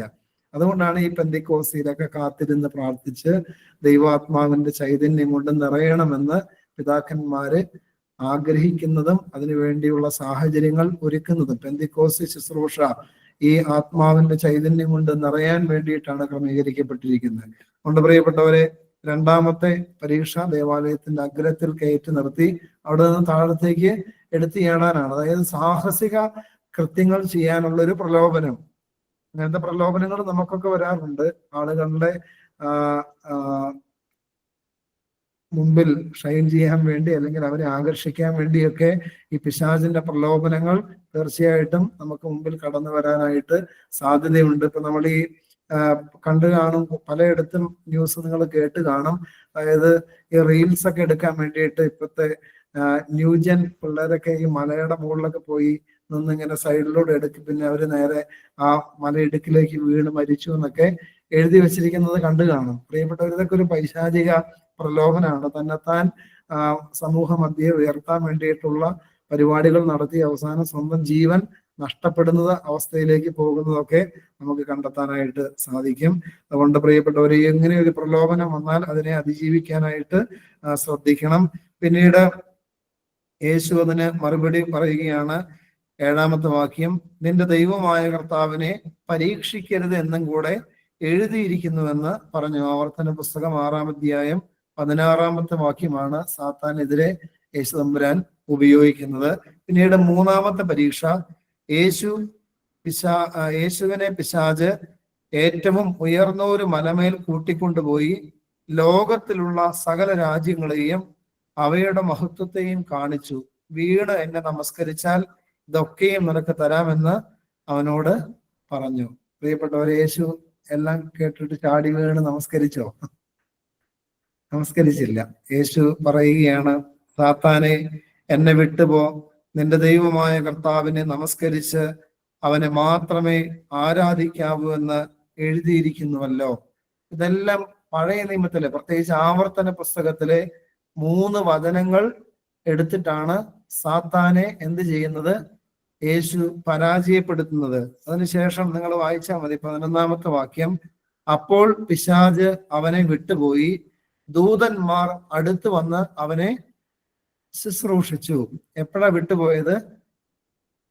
ഈ പരീക്ഷകൾക്കെല്ലാം എതിരായി ഓരോ വചനങ്ങൾ യേശു സാത്താനെതിരെ ഉരുവിട്ടപ്പോൾ അപ്പോൾ എന്തായി? സാത്താൻ പരാജിതനായി അവിടുന്ന് തൽക്കാലം അവിടുന്ന് വിട്ടുപോവുകയാണ്. ദൈവത്തിന്റെ ദൂതന്മാർ വന്ന് അവനെ ശുശ്രൂഷിച്ചു എന്ന് എഴുതി വെച്ചിരിക്കുക. അതുകൊണ്ട് പ്രിയപ്പെട്ടവരെ, പരീക്ഷ വരുമ്പോൾ, പൈശാചിക പരീക്ഷകൾ വരുമ്പോൾ അതിനെ ജയിക്കണമെങ്കിൽ എന്ത് വേണം? കയ്യിൽ എന്ത് വേണം? നമ്മുടെ കയ്യിൽ വചനം വേണം. കയ്യിലല്ല, നമ്മുടെ ഹൃദയത്തിനകത്ത് വചനം വേണം. അതുകൊണ്ടാണ് ആവർത്തന പുസ്തകം 6-ാം അധ്യായം 6-7 വാക്യങ്ങളിലൂടെ ഇങ്ങനെ ഒരു മുന്നറിയിപ്പ് കർത്താവ് തരുന്നുണ്ട്. ഞാൻ നിങ്ങളോട് സംസാരിച്ച വചനങ്ങൾ നിങ്ങളുടെ ഹൃദയത്തിൽ ഇരിക്കണം. അത് നീ നിന്റെ മക്കൾക്ക് പഠിപ്പിച്ചു കൊടുക്കണം. നീ വഴി നടക്കുമ്പോഴും കിടക്കുമ്പോഴും എഴുന്നേൽക്കുമ്പോഴും എല്ലാം അവയെ പറ്റി സംസാരിക്കണം. അത്രമേൽ വചനം ഹൃദയത്തിൽ ചേർത്ത് വെക്കണമെന്ന് ആവശ്യപ്പെടുന്നുണ്ട് ദൈവം ഇസ്രായേൽ ജനത്തോട്. അതുകൊണ്ട് പ്രിയപ്പെട്ടവരെ, വചനം നന്നായിട്ട് വായിക്കാനും പഠിക്കാനും ശ്രദ്ധിക്കണം. എഫേസ്യർ 6-ാം അധ്യായം എടുക്കാമോ? എഫേസ്യർ 6-ാം അധ്യായം 10 മുതലുള്ള വാക്യങ്ങൾ വായിക്കാമോ? ഒരാളുടെ മൈക്ക് ഓൺ ചെയ്ത് ഡിസ്റ്റർബൻസ് ഉണ്ട്. മേരി വർഗീസ് അലിയാണ്. ഒന്ന് വായിക്കാമോ? എഫേസ്യർ 6-ാം അധ്യായം 10 മുതലുള്ള വാക്യങ്ങൾ വായിച്ചേ. ഒടുവിൽ കർത്താവിലും അവന്റെ അമിത ബലത്തിലും ശക്തിപ്പെടുവിൻ. പിശാചിന്റെ തന്ത്രങ്ങളോട് എതിർത്ത് നിൽപ്പാൻ കഴിയേണ്ടതിന് ദൈവത്തിന്റെ സർവായുധ വർഗം ധരിച്ചുകൊള്ളുവിൻ. നമുക്ക് പോരാട്ടമുള്ളത് ജഡരക്തങ്ങളോടല്ല, വാഴ്ചകളോടും അധികാരങ്ങളോടും ഈ അന്ധകാരത്തിന്റെ ലോകാധിപതികളോടും സ്വർലോകങ്ങളിലെ ദുഷ്ടാത്മ സേനയോടും അത്രേ. അതുകൊണ്ട് നിങ്ങൾ ദുർദിവസത്തിൽ എതിർപ്പാനും സകലവും സമാപിച്ചിട്ട് ഉറച്ചു നിൽപ്പാനും കഴിയേണ്ടതിന് ദൈവത്തിന്റെ സർവായുധ വർഗം എടുത്തുകൊള്ളുവിൻ. വായിച്ചോ? ആ സർവായുധ വർഗങ്ങൾ എന്താന്ന് വായിച്ചോ? നിങ്ങളുടെ അരയ്ക്ക് സത്യം കെട്ടിയും നീതി എന്ന കവചം ധരിച്ചും സമാധാന സുവിശേഷത്തിനുള്ള ഒരുക്കം കാലിന് ചെരുപ്പാക്കിയും എല്ലാറ്റിനും മീതെ ദുഷ്ടന്റെ തീയമ്പുകളൊക്കെയും കെടുക്കുവാൻ തക്കതായ വിശ്വാസം എന്ന പരിചയം എടുത്തുകൊണ്ട് നിൽപ്പിൻ. രക്ഷ എന്ന ശിരസ്ത്രവും ദൈവവചനം എന്ന ആത്മാവിന്റെ വാളും കൈക്കൊള്ളുവിൻ. സകല പ്രാർത്ഥന. മതി. അപ്പോ കർത്താവ് പറയുകയാണ്, നമുക്ക് പോരാട്ടമുള്ളത് ജഡരക്തങ്ങളോടല്ല, അതായത് മനുഷ്യരോടല്ല, വാഴ്ചകളോടും അധികാരങ്ങളോടും ഈ അന്ധകാരത്തിന്റെ ലോകാധിപതികളോടും സ്വർലോകത്തിലെ ദുഷ്ടാത്മ സേനയോടും അത്ര, അതായത് സാത്താനോടാണ് നമുക്ക് പോരാട്ടം ഉള്ളത്. അതുകൊണ്ട് എന്താ ചെയ്യേണ്ടതെന്ന് പറയുകയാണ് 13-ാമത്തെ വാക്യം മുതൽ. അതുകൊണ്ട് നിങ്ങൾ ദുർദിവസത്തിൽ എതിർപ്പാനും സകലവും സമാപിച്ചിട്ട് ഉറച്ചു നിൽപ്പാനും കഴിയേണ്ടതിന് ദൈവത്തിന്റെ സർവായുധ വർഗം എടുത്തുകൊള്ളുവീൻ എന്ന് പറയുകയാണ്. അതായത് ദൈവം കുറച്ച് ആയുധങ്ങൾ നമുക്ക് തന്നിട്ടുണ്ട്, സർവായുധ വർഗങ്ങൾ, അതെടുത്ത് ധരിക്കാനായിട്ട് പറയുകയാണ്. ആ സർവായുധ വർഗമാണ് 14 മുതലുള്ള വാക്യങ്ങൾ. നിങ്ങളുടെ അരയ്ക്ക് സത്യം കെട്ടിയും നീതി എന്ന കവചം ധരിച്ചും സമാധാന സുവിശേഷത്തിനായുള്ള ഒരുക്കം കാലിന് ചെരുപ്പാക്കിയും എല്ലാറ്റിനും മീതെ ദുഷ്ടന്റെ തീയമ്പുകളൊക്കെയും കെടുക്കുവാൻ തക്കതായ വിശ്വാസമെന്ന പരിചയം എടുത്തുകൊണ്ട് നിൽപ്പീൻ. രക്ഷ എന്ന ശിരസ്ത്രവും ദൈവവചനമെന്ന ആത്മാവിന്റെ വാളും കൈക്കൊള്ളുവീൻ. നമ്മൾ പഴയ കാലത്തെ ഒരു പടയാളിയെ നമ്മുടെ മനസ്സിലേക്ക് ഒന്ന് കൊണ്ടുവരണം. ആ പടയാളിക്ക് എന്തൊക്കെ ഉണ്ടാവും? നമ്മൾ തല മുതൽ നോക്കിക്കഴിഞ്ഞാൽ തലയിൽ മുറിവേൽക്കാതിരിക്കാനായിട്ട് ഹെൽമറ്റ് പോലെ ഒരു ആവരണം ധരിച്ചിട്ടുണ്ടാകും. പിന്നീട് താഴത്തേക്ക് വരുമ്പോൾ അര, ഒരു നീളമുള്ള അങ്കികളൊക്കെയാണ് ധരിക്കുന്നത്, അപ്പൊ അര കെട്ടിയിട്ടുണ്ടാവും. അതുപോലെ തന്നെ ഒരു വലിയ അങ്കിയുണ്ട്, അതിന്റെ പുറമെയാണ് ഈ കെട്ടുന്നത്. പിന്നീട് കാലിൽ മുറിവേൽക്കാതിരിക്കാനായിട്ട് നല്ല പ്രൊട്ടക്ഷൻ ലഭിക്കുന്ന തരത്തിലുള്ള ഷൂവോ ചെരുപ്പൊക്കെ ധരിച്ചിട്ടുണ്ടാകും. പിന്നീട് കയ്യിൽ ഒരു പരിച ഉണ്ടാകും. പരിച എന്ന് പറഞ്ഞാൽ വെട്ട് വരുമ്പോൾ അതിനെ തടുക്കാൻ വേണ്ടി. അതിന്റെ കൂടെ പിന്നെ എന്താ പറയുന്നത്, ഏറ്റവും അവസാനം പറയുകയാണ് വാള് ഉണ്ടാവും അല്ലേ, വെട്ടാനായിട്ട് കയ്യിൽ വാളും ഉണ്ടാകും. അപ്പൊ അങ്ങനെ ഒരു പഴയ കാലഘട്ടത്തിലെ ഒരു പടയാളിയെ മനസ്സിലേക്ക് കൊണ്ടുവരിക. അതുപോലെയാണ് കർത്താവിന്റെ ആത്മാവ് ഇവിടെ ഈ സർവായുധ വർഗം ധരിക്കുന്നതിനെ പറ്റി പറഞ്ഞിരിക്കുന്നത്. നിങ്ങളുടെ അരയ്ക്ക് സത്യം കിട്ടിയും, അതായത് സത്യസന്ധതയുള്ള മനുഷ്യരായി ജീവിക്കണം. പിന്നീട് പറയുകയാണ് നീതി എന്ന കവചം ധരിക്കണം, നീതിയുള്ള മനുഷ്യരാകണം. അതിനെ കവചമായിട്ടാണ് ഉപമിച്ചിരിക്കുന്നത്. നീതി എന്ന കവചം ധരിക്കണം. സമാധാന സുവിശേഷത്തിനുള്ള ഒരുക്കം കാലിന് ചെരുപ്പാക്കിയും, അതായത് സമാധാനമുള്ള വ്യക്തികളായി, സമാധാനത്തിന്റെ വക്താക്കളായി ജീവിക്കുന്നവരായി ഇരിക്കണം എന്നുള്ള കാര്യം ഓർമ്മിപ്പിക്കുകയാണ്. പിന്നീട് പറയുകയാണ് എല്ലാറ്റിനും മീതെ ദുഷ്ടന്റെ തീയമ്പുകളൊക്കെയും കെടുക്കുവാൻ തക്കതായ വിശ്വാസം എന്ന പരിച. അതായത് കയ്യിലെ പരിച എന്താണ്? അത് വിശ്വാസമാണ്. പിന്നീട് പറയുകയാണ് രക്ഷ എന്ന ശിരസ്ത്രം, അതായത് ഹെൽമെറ്റ്, രക്ഷ എന്ന ശിരസ്ത്രം ധരിക്കണം. ഏറ്റവും അവസാനം പറയുകയാണ് ദൈവവചനം എന്ന ആത്മാവിന്റെ വാളും കൈക്കൊള്ളുവീൻ. ഒരു പടയാളിയെ മനസ്സിൽ ചിന്തിച്ചാൽ അതുപോലെയായി ഇല്ലേ? ഇനി നിങ്ങളൊന്ന് ആലോചിച്ച് നോക്കിയേ, ഈ പടയാളിക്ക് ഹെൽമറ്റ് ഉണ്ട്, ബുള്ളറ്റ് പ്രൂഫ് ആയിട്ടുള്ള ഡ്രസ്സൊക്കെ ഇട്ടിട്ടുണ്ട്, അരയൊക്കെ നന്നായിട്ട് കെട്ടി മുറുക്കിയിട്ടുണ്ട്, കാലിന് മുറിവേൽക്കാതിരിക്കാൻ വേണ്ടി അദ്ദേഹത്തിന്റെ കാലിൽ നല്ല ഷൂ ഉണ്ട്, പിന്നെ വാളുകൊണ്ട് വെട്ടേക്കാതിരിക്കാനൊക്കെയുള്ള എല്ലാ സാഹചര്യങ്ങളും ഉണ്ട്. വിശ്വാസം എന്ന പരിച, നല്ലൊരു പരിചയം കൈ കൊടുത്തിട്ടുണ്ട്. പക്ഷെ വാള് മാത്രം കൊടുത്തില്ലെങ്കിൽ എന്തായി സംഭവിക്കുക? വാള് മാത്രം കയ്യിലില്ല. പ്രിയപ്പെട്ടവരെ, അതിന് ആ മനുഷ്യനെ അല്ലെങ്കിൽ ആ പടയാളിക്ക് അധിക നേരം പൊരുതി നിൽക്കാനായിട്ട് സാധിക്കുമോ? കുറെ നേരമൊക്കെ പൊരുതി നിൽക്കാൻ പറ്റും, കാരണം വെട്ടുമ്പോൾ ഈ പരിചയം കൊണ്ടൊക്കെ തടഞ്ഞു നിൽക്കാൻ പറ്റും. പക്ഷെ പോരാടാനായിട്ടുള്ള വാള് കയ്യിൽ വേണ്ടേ? തിരിച്ചു വെട്ടാനായിട്ട് എന്തെങ്കിലും കൈ വേണ്ടേ? അതുകൊണ്ട് പ്രിയപ്പെട്ടവരെ, ബാക്കി എന്തെല്ലാം ഉണ്ടെങ്കിലും അതെല്ലാം സെൽഫ് പ്രൊട്ടക്ഷന് വേണ്ടിയിട്ടാണ്. എന്നാൽ പോരാടാൻ വേണ്ടി ദൈവം മനുഷ്യന്റെ കയ്യിൽ, സാത്താനെതിരെ പോരാടാൻ വേണ്ടി ദൈവം മനുഷ്യന്റെ കയ്യിൽ തന്നിരിക്കുന്നതാണ്. അതാണ് ഇവിടെ പറയുന്നത് ആത്മാവിന്റെ വാളും കൈക്കൊള്ളുവീൻ എന്ന് പറയുന്നത്. ഈ വാളാണ് ദൈവവചനം. അപ്പൊ ഈ വചനമുണ്ട്. അതുകൊണ്ടാണ് എബ്രായ ലേഖനത്തിൽ ഈ ദൈവവചനത്തെ പറ്റി പറയുന്നുണ്ട്, ഇത് ഇരുവായി തലയുള്ള വാളാണ്. അപ്പോ ഈ വാള് മേന്തി പോരാടിയില്ലെങ്കിൽ ആരെ പരാജയപ്പെടുത്താൻ പറ്റില്ല. നമ്മൾ സത്യസന്ധരായിരിക്കാം, നീതിയുള്ളവരായിരിക്കാം, യേശു ഒരുക്കിയ രക്ഷ കുംഭസാരത്തിലൂടെ സ്വീകരിച്ചവരായിരിക്കാം, പാപം ഒഴിഞ്ഞ് സ്വീകരിച്ചവരായിരിക്കാം, സമാധാനത്തിന്റെ വക്താക്കളായിരിക്കാം, നല്ല വിശ്വാസമുള്ള മനുഷ്യരായിരിക്കാം. പക്ഷെ അങ്ങനെയുള്ളവരായിരുന്നാലും എന്തിന് സാധ്യതയുണ്ട്? പരാജയപ്പെടാനായിട്ടുള്ള സാധ്യതയുണ്ട്. കാരണം എന്താ? കയ്യിൽ ദൈവത്തിന്റെ വചനം എന്ന വാളില്ലെങ്കിൽ പരാജയപ്പെടും. കാരണം എത്ര നേരം ഈ സെൽഫ് പ്രൊട്ടക്ഷൻ ഉള്ള സാധനങ്ങൾ കൊണ്ട് പ്രൊട്ടക്ട് ചെയ്ത് പിടിക്കാനായിട്ട് പറ്റും? അതിനൊക്കെ ഒരു പരിധിയുണ്ട്. അത് കഴിഞ്ഞാൽ സാത്താന്റെ വെട്ട് ഏക്കേണ്ട ഒരു സാഹചര്യം വരും. എന്നാൽ പ്രിയപ്പെട്ടവരെ, ഈ സെൽഫ് പ്രൊട്ടക്ഷൻ ഉള്ളതെല്ലാം നന്നായി ധരിച്ച് അതിന്റെ കൂടെ വാള് മേന്തി നിന്ന് പൊരുതി നിന്നാൽ സാത്താനെ പരാജയപ്പെടുത്താനായിട്ട് സാധിക്കും. അതുകൊണ്ട് പ്രിയപ്പെട്ടവരെ, യേശു സാത്താനെ പരാജയപ്പെടുത്തിയത് മീകായേൽ മാലാഖയെയോ ഗബ്രിയേൽ മാലാഖയെയോ അല്ലെങ്കിൽ റാഫായേൽ മാലാഖയെയോ ഒന്നും ഇറക്കിയിട്ടാണോ? ദൈവത്തിന് ഇഷ്ടം പോലെ മാലാഖ വൃന്ദങ്ങളുണ്ട്. ഈ മാലാഖ വൃന്ദങ്ങളെ ഒന്ന് വെറുതെ ഒന്ന് മനസ്സ് വിചാരിച്ചാൽ മതി, അപ്പം ഇറങ്ങി വന്ന് ആരെ വെട്ടിയിടും? ഈ സാത്താനെ വെട്ടിയിടും. പക്ഷെ യേശു അതല്ല ചെയ്യുന്നത്. യേശു മനുഷ്യനെ പ്രൊട്ടക്ഷനൊക്കെ മാലാഖമാരിലൂടെ തരുമെങ്കിലും പോരാടി വിജയിക്കേണ്ടത് ആരാണ്? നമ്മളാണ്.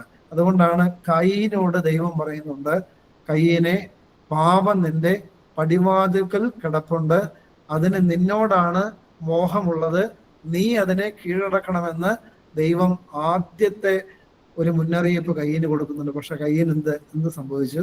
അതിനകത്ത് പരാജയപ്പെട്ടു പോവുകയാണ്. പാപമായിട്ട് കിടക്കുന്ന സാത്താൻ കയ്യിനെ പരാജയപ്പെടുത്തുകയാണ്. അങ്ങനെ നിത്യമായ ഒരു വേദനയിലേക്ക് കയ്യിന്റെ ജീവിതം നഷ്ടപ്പെട്ടു പോവുകയാണ്. അതുകൊണ്ട് പ്രിയപ്പെട്ടവരെ, തീർച്ചയായിട്ടും യേശുവിനെ സാത്താൻ പരീക്ഷിച്ചെങ്കിൽ യേശുവിന്റെ ശിഷ്യന്മാരെയും ആര് പരീക്ഷിക്കും? സാത്താൻ പരീക്ഷിക്കും. പരീക്ഷിക്കപ്പെടുന്ന എന്തുകൊണ്ടാണ്? നമ്മുടെ ദുർമോഹങ്ങൾ കണ്ട് ആ മേഖലയിലാണ് സാത്താൻ പരീക്ഷിക്കുക. അതായത് നമുക്കറിയാം, ഒരു യൗവനക്കാരൻ യേശുവിന്റെ അടുത്ത് വന്ന് പ്രാർത്ഥിക്കുന്നു, കർത്താവെ നിത്യജീവൻ പ്രാപിക്കാൻ ഞാൻ എന്ത് ചെയ്യണം? ഏറ്റവും അവസാനം പറയുന്നുണ്ട് യേശു, നീ നിനക്കുള്ളതെല്ലാം വിറ്റ് ദരിദ്രന്മാർക്ക് കൊടുത്തിട്ട് എന്നെ അനുഗമിക്കുക. പക്ഷെ ആ മനുഷ്യന് സാധിച്ചോ? സാധിച്ചില്ല. കാരണം അദ്ദേഹത്തിന് പണത്തോട് വലിയ താല്പര്യമായിരുന്നു. ഇതേപോലെ തന്നെ യേശുവിന്റെ കൂടെ 12 പേരെ യേശു കൂട്ടിയിട്ടുണ്ട്. ഇതിൽ 12 പേരെയും തകർക്കാൻ വേണ്ടി സാത്താൻ ഇങ്ങനെ എപ്പോ വിളിച്ചോ അപ്പം മുതൽ ഇവരുടെ പുറകെ നടന്നുകൊണ്ടിരിക്കുക. അപ്പോഴാണ് യൂദാസ് ചില സമയങ്ങളിലൊക്കെ കിട്ടുന്ന, യൂദാസിന്റെ കയ്യിലാണ് പണസഞ്ചി, ഇല്ലേ? ട്രസ്റ്റി യൂദാസ് ആണ് ആ ഗണത്തിൽ. അപ്പോൾ ഈ ട്രസ്റ്റി എന്ത് ചെയ്യാണ്? കിട്ടുന്ന പൈസയിലൊക്കെ കുറച്ചൊക്കെ എന്ത് ചെയ്യും? അദ്ദേഹം എടുത്ത് മാറ്റി വെച്ച് സ്വന്തം കീശയിലേക്ക് മാറ്റുന്നു എന്ന് യോഹന്നാന്റെ സുവിശേഷത്തിൽ എഴുതി വെച്ചിട്ടുണ്ട്. അദ്ദേഹം പലപ്പോഴും കട്ടെടുത്ത് മാറ്റി വെക്കുന്നുണ്ട്. യേശുവിനത് അറിയാം. ഇതാര് കാണുന്നുണ്ട്? സാത്താൻ കാണുന്നുണ്ട്. അതുകൊണ്ട് പ്രിയപ്പെട്ടവരെ, സാത്താൻ അതേ മേഖലയിൽ തന്നെ പരീക്ഷിക്കുകയാണ്. എന്നാലോചിച്ച് നോക്കിയേ, മരിച്ചവനെ പോലും ഉയർപ്പിച്ചവനാണ് തന്റെ ഗുരു എന്ന് അറിയാം. യേശുവിന്റെ കൂടെ നടന്നാൽ ഒരിക്കലും പട്ടിണി കിടക്കേണ്ടി വരില്ല, ഒരു ബുദ്ധിമുട്ടും ഒരു ഞെരുക്കവും ഭൗതികമായിട്ട് അനുഭവിക്കേണ്ടി വരില്ല എന്നൊക്കെ നന്നായിട്ട് ആർക്കറിയാം. എന്നിട്ടും ആ ഗുരുനാഥനെ എത്ര വെള്ളിക്കാശിനെ വിറ്റത്? വളരെ നിസ്സാരം. ഞാൻ പലപ്പോഴും ചിന്തിച്ചിട്ടുണ്ട്, ഒരു 50 സ്വർണ്ണ നാണയത്തിനൊക്കെ വിറ്റായിരുന്നെങ്കിൽ പിന്നെയും ആശ്വസിക്കാമായിരുന്നു. ഇതങ്ങനെയാണോ ചെയ്തത്? അല്ല. ഇതാണ് നമ്മുടെ ഉള്ളിൽ പാപം കിടക്കുന്നുണ്ടെങ്കിൽ ആ പാപത്തെ പരീക്ഷിക്കാൻ വേണ്ടി, ആ മേഖലയിൽ നമ്മളെ വീഴ്ത്താൻ വേണ്ടി പിശാച് പരിശ്രമിച്ചു കൊണ്ടിരിക്കും. അതുകൊണ്ട് പ്രിയപ്പെട്ടവരെ, ഇങ്ങനെയുള്ള മേഖലകളൊക്കെ ഉണ്ടെങ്കിൽ കുംഭസാരത്തിൽ ഏറ്റുപറഞ്ഞ് കർത്താവിനോട് ഈ മേഖലയിൽ നിന്ന് രക്ഷ തരാൻ വേണ്ടി, ഏത് മേഖലയാണോ, അത് ജഡത്തിന്റെ മേഖലയാണെങ്കിലും ഈ പണത്തോടുള്ള ആഗ്രഹങ്ങളാണെങ്കിലും ലോകത്തോടോ അധികാരത്തോടോ ഒക്കെയുള്ള ആഗ്രഹങ്ങളാണെങ്കിൽ അതെല്ലാം യേശുവിനോട് ഏറ്റു പറയണം. കർത്താവേ, എനിക്ക് ഇങ്ങനെ ഒരു ബലഹീനതയുണ്ട്, എന്നെ അങ്ങ് സഹായിക്കണം, ആത്മാവിനെ അയച്ച് ഈ അവസ്ഥയിൽ നിന്ന് എന്നെ രക്ഷിക്കണമെന്ന് പ്രാർത്ഥിച്ചാൽ യേശു രക്ഷിച്ചിരിക്കും. കാരണം യേശു ഈ ലോകത്തിലേക്ക് വന്നത് പാപികളെ തേടിയ ഒരു പാപമുണ്ട്, കർത്താവ് എന്നെ രക്ഷിക്കണമെന്ന് ആവശ്യപ്പെട്ടാൽ തീർച്ചയായിട്ടും കർത്താവ് നമ്മളെ ചേർത്ത് പിടിക്കും. അതുകൊണ്ടല്ലേ വ്യഭിചാരത്തിൽ പിടിക്കപ്പെട്ടവൾ, അവൾ കണ്ണുനീര് കൊണ്ട് അവളുടെ പാപങ്ങളെ ഏറ്റുപറയുകയാണ്. അങ്ങനെ ഏറ്റുപറയുമ്പോൾ യേശു അവളെ പ്രൊട്ടക്ട് ചെയ്യുക, അവളെ പൊതിഞ്ഞു പിടിക്കുക. ഇനി മേലിൽ പാപം ചെയ്യുന്ന ഒരു സൂചന മാത്രമേ ആര് കൊടുക്കുന്നുള്ളൂ? യേശു കൊടുക്കുന്നുള്ളൂ. അതുകൊണ്ട് പ്രിയപ്പെട്ടവരെ, ഈ പരീക്ഷ തീർച്ചയായിട്ടും നമ്മുടെയൊക്കെ ജീവിതത്തിലും കടന്നു വരാൻ സാധ്യതയുണ്ട്. ആ സാധ്യതയ്ക്ക് മുമ്പിൽ ജയിക്കാൻ 2-3 കാര്യങ്ങൾ പറഞ്ഞു. ഒന്ന്, യേശു ചെയ്തത് എന്തായിരുന്നു? ഉണർന്നിരുന്ന് പ്രാർത്ഥിച്ചു. അതുകൊണ്ടാണ് ഇങ്ങനെ വചനത്തിന് പറയുന്നുണ്ട്, ഉപവാസത്താലും പ്രാർത്ഥനയാലും അല്ലാതെ ഈ ജാതിയെ കീഴടക്കാനായിട്ട് പറ്റില്ല.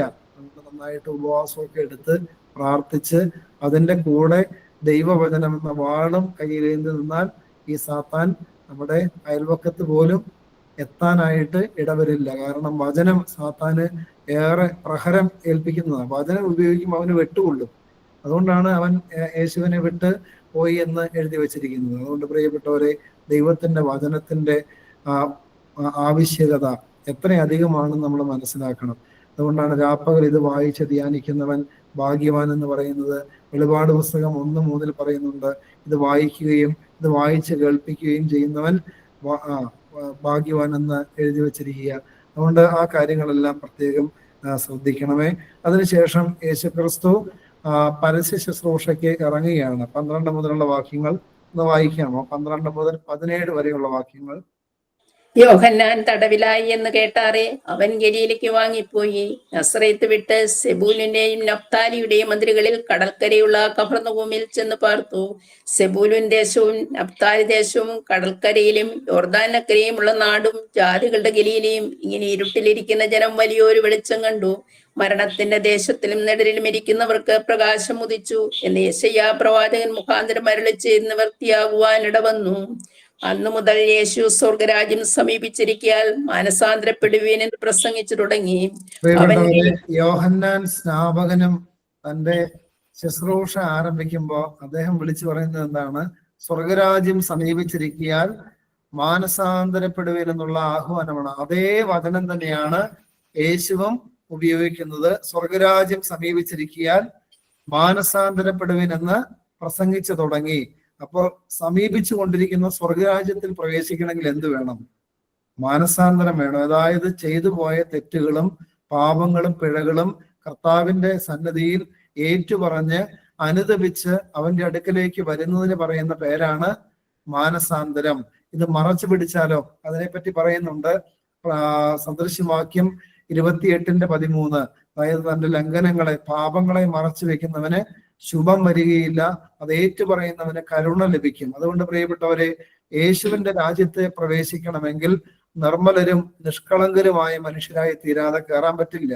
ഒരു അശുദ്ധനും എന്റെ രാജ്യത്ത് പ്രവേശിക്കുകയില്ലെന്ന് കർത്താവ് പറയുന്നുണ്ട്. അതുകൊണ്ട് മാനസാന്തരം എന്ന് പറയുന്നത് നമ്മുടെ പാപങ്ങളെ ഉപേക്ഷിച്ച് ക്രിസ്തുവിന്റെ വഴികളിലേക്ക്, സുവിശേഷത്തിലേക്ക് ജീവിതത്തെ തിരിച്ചുവിടുന്നതാണ്.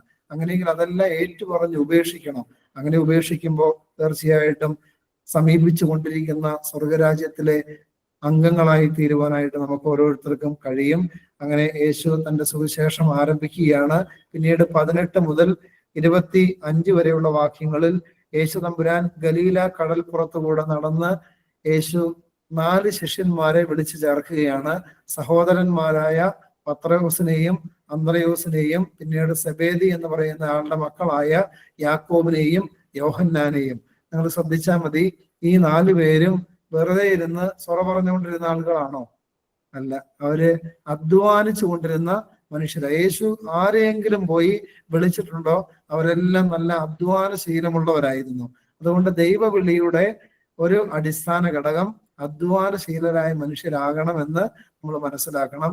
അധ്വാനിക്കുന്നവരെ കർത്താവിന് ഇഷ്ടമാണ്.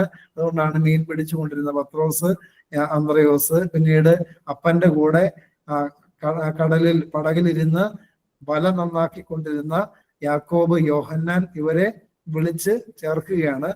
അധ്വാനം മാത്രമല്ല, മനസ്സിലാക്കണം, അധ്വാനം വേണം. അതിന്റെ കൂടെ ഹൃദയ നൈർമല്യവും ജീവിത വിശുദ്ധിയൊക്കെ ഉള്ളവരെ കർത്താവ് അവന്റെ ശുശ്രൂഷകൾക്ക് വേണ്ടി ചേർത്ത് പിടിക്കുമെന്ന് നമ്മൾ മനസ്സിലാക്കണം. അതോടുകൂടെ ഈ 4-ാം അധ്യായം അവസാനിക്കുകയാണ്. അടുത്തതായി 35-ാം സങ്കീർത്തനം. 35-ാം സങ്കീർത്തനം അതിന്റെ ആദ്യത്തെ 1 മുതൽ 10 വരെയുള്ള വാക്യങ്ങൾ വായിക്കാമോ? 35-ാം സങ്കീർത്തനം 1 മുതൽ 10 വരെ. യഹോവേ, എന്നോട് വാദിക്കുന്നവരോട് വാദിക്കണമേ, എന്നോട് പൊരുതുന്നവരോട് പൊരുതണമേ. നീ പലകയും പരിചയം പിടിച്ച് എനിക്ക് സഹായത്തിനായി എഴുന്നേൽക്കണമേ. നീ കുന്തം ഊരി എന്നെ പിന്തുടരുന്നവരുടെ വഴി അടച്ചു കളയണമേ. ഞാൻ നിന്റെ രക്ഷയാകുന്നു എന്ന് എന്റെ പ്രാണനോട് പറയണമേ. എനിക്ക് ജീവഹാനി വരുത്തുവാൻ നോക്കുന്നവർക്ക് ലജ്ജയും അപമാനവും വരട്ടെ. എനിക്ക് അനർത്ഥം ചിന്തിക്കുന്നവർ പിന്തിരിഞ്ഞ് നാണിച്ചു പോകട്ടെ. അവർ കാറ്റിന് മുമ്പിലെ പതിര് പോലെ ആകട്ടെ. യഹോവയുടെ ദൂതൻ അവരെ ഓടിക്കട്ടെ. അവരുടെ വഴി ഇരുട്ടും വഴുവഴുപ്പുമാകട്ടെ. യഹോവയുടെ ദൂതൻ അവരെ പിന്തുടരട്ടെ. കാരണം കൂടാതെ അവർ എനിക്കായി വല ഒളിച്ചു വെച്ചു. കാരണം കൂടാതെ അവർ എന്റെ പ്രാണനായി കുഴി കുഴിച്ചിരിക്കുന്നു. അവൻ വിചാരിക്കാതെ അവൻ അപായം ഭവിക്കട്ടെ. അവൻ ഒളിച്ചു വെച്ച വലയിൽ അവൻ തന്നെ കുടുങ്ങട്ടെ. അവൻ അപായത്തിൽ അകപ്പെട്ടു പോകട്ടെ. എന്റെ ഉള്ളം യഹോവയിൽ ആനന്ദിക്കും, അവന്റെ രക്ഷയിൽ സന്തോഷിക്കും. യഹോവേ, നിനക്ക് തുല്യനാര്? എളിയവനെ തന്നിലും ബലമേറിയവന്റെ കയ്യിൽ നിന്നും, എളിയവനും ദരിദ്രനുമായവനെ കവർച്ചക്കാരുടെ കയ്യിൽ നിന്നും നീ രക്ഷിക്കുന്നുവെന്ന് എന്റെ അസ്ഥികളൊക്കെയും പറയും. പ്രിയപ്പെട്ടവരെ, നമുക്കറിയാം, ഇതിന്റെ ഹെഡിങ്ങിൽ തന്നെ എഴുതി വയ്ക്കുന്നുണ്ട്, ദാവീദിന്റെ സങ്കീർത്തനം എന്നാണ് എഴുതി വച്ചിരിക്കുന്നത്. ഇതിന്റെ ചരിത്ര പശ്ചാത്തലം 1 ശമൂവേൽ 20-ാം അധ്യായം മുതലുള്ള ഭാഗങ്ങളിൽ ശൗൽ രാജാവിന്റെ കൊട്ടാരത്തിലായിരിക്കുമ്പോൾ അദ്ദേഹത്തിന് ഏൽക്കേണ്ടി വരുന്ന ഒത്തിരി പ്രയാസങ്ങളും ബുദ്ധിമുട്ടുകളുമാണ് ഇതിന്റെ പശ്ചാത്തലമെന്ന് വേദപണ്ഡിതന്മാര് അഭിപ്രായപ്പെടുന്നുണ്ട്.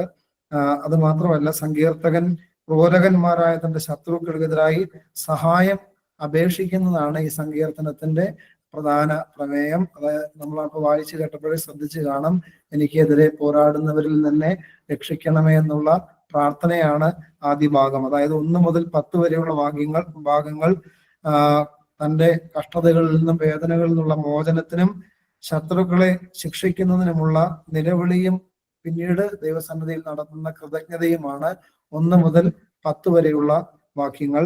പിന്നീട് 11 മുതൽ 18 വരെ നമ്മൾ ഒന്ന് വായിക്കാമോ? 11 മുതൽ 18 വരെ. കള്ളസാക്ഷികൾ എഴുന്നേറ്റു, ഞാൻ അറിയാത്ത കാര്യം എന്നോട് ചോദിക്കുന്നു. അവർ എനിക്ക് നന്മയ്ക്ക് പകരം തിന്മ ചെയ്ത് എന്റെ പ്രാണന് അനാഥത്വം വരുത്തുന്നു. ഞാനോ അവർ ദീനമായി കിടന്നപ്പോൾ രട്ടെടുത്തു. ഉപവാസം കൊണ്ട് ഞാൻ ആത്മതപനം ചെയ്തു. എന്റെ പ്രാർത്ഥന എന്റെ മാർവിടത്തിലേക്ക് മടങ്ങി വന്നു. അവൻ എനിക്ക് സ്നേഹിതനോ സഹോദരനോ എന്ന പോലെ ഞാൻ പെരുമാറി. അമ്മയെക്കുറിച്ച് ദുഃഖിക്കുന്നവനെ പോലെ ഞാൻ ദുഃഖിച്ച് കുനിഞ്ഞു നടന്നു. അവരോ എന്റെ വീഴ്ചയെങ്കിൽ സന്തോഷിച്ച് കൂട്ടം കൂടി. ഞാൻ അറിയാത്ത അധമന്മാർ എനിക്ക് വിരോധമായി കൂടി വന്നു. അവർ ഇടപെടാതെ എന്നെ പഴിച്ചു പറഞ്ഞു. അടിയന്തരങ്ങളിൽ കോമാളികളായ വഷളന്മാരെ പോലെ അവർ എന്റെ നേരെ പല്ല് കടിക്കുന്നു. കർത്താവേ, നീ എത്രത്തോളം നോക്കിക്കൊണ്ടിരിക്കും? അവരുടെ നാശത്തിൽ നിന്ന് എന്റെ പ്രാണനെയും ബാലസിംഹങ്ങളുടെ വശത്ത് നിന്ന് എന്റെ ജീവനെയും വിടുവിക്കണമേ. ഞാൻ മഹാസഭയിൽ നിനക്ക് സ്തോത്രം ചെയ്യും. ബഹുജനത്തിന്റെ മധ്യേ നിന്നെ സ്തുതിക്കും.